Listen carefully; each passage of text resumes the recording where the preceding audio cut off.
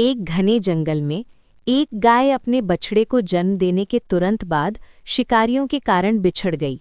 उसी समय पास ही एक शेरनी ने भी अपने शावक को जन्म दिया था। दुर्भाग्यवश उस शेरनी का शावक जन्म के कुछ समय बाद ही मर गया और उधर गाय का बछड़ा अपनी मां से बिछड़कर अकेला भटक रहा था। जब शेरनी को अकेला बछड़ा मिला तो उसके मातृत्व की भावना जाग उठी। उसने उस निरीह बछड़े को अपना लिया। उसने उसे अपने शावक की तरह पाला पोसा और उसे अपना दूध पिलाया। वो बछड़ा जो शारीरिक रूप से एक गाय का बच्चा था, लेकिन शेरनी के साथ रहकर पला बढ़ा। पहचान का संकट। धीरे धीरे बछड़ा एक हृष्ट-पुष्ट सांड बन गया। वो खुद को शेरनी के परिवार का एक सदस्य मानता था। वो सोचता था कि वो भी एक शेर ही है। वो उसी तरह दहाड़ने की कोशिश करता था, लेकिन उसके मुंह से केवल एक धीमी सी रंभाने की यानी मुंह की आवाज़ निकलती थी। वो शेरों की तरह शिकार करने की कोशिश करता था, पर उसकी प्रवृत्ति केवल घास खाने की थी।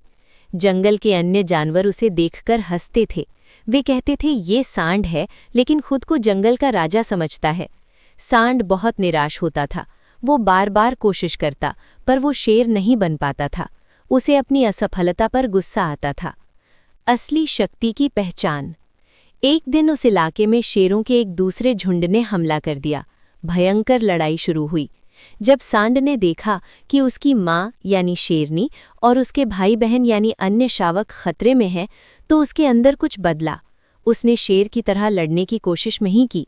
इसके बजाय उसने अपनी असली शक्ति का इस्तेमाल किया, अपनी भारी भरकम काया और मजबूत सींगों का। वो जोर से रंभाया।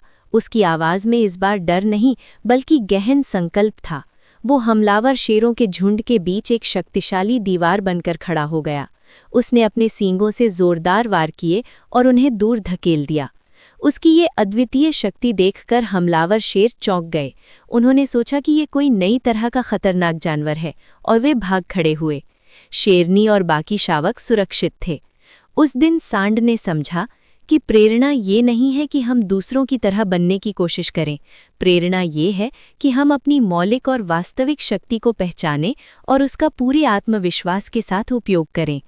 कहानी से प्रेरणा यानी मोटिवेशन। अपनी पहचान जानो। दुनिया चाहे कुछ भी कहे, हमें अपनी जन्मजात प्रतिभाओं और अद्वितीय शक्तियों को पहचानना चाहिए। नकल न करें।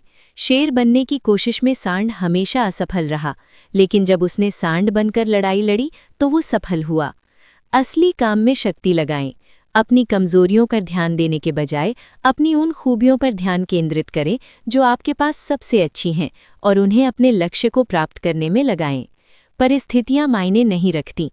चाहे आप किसी भी वातावरण में पले बढ़े हों, आपकी असली ताकत आपके अंदर छिपी है। आपका लक्ष्य क्या है?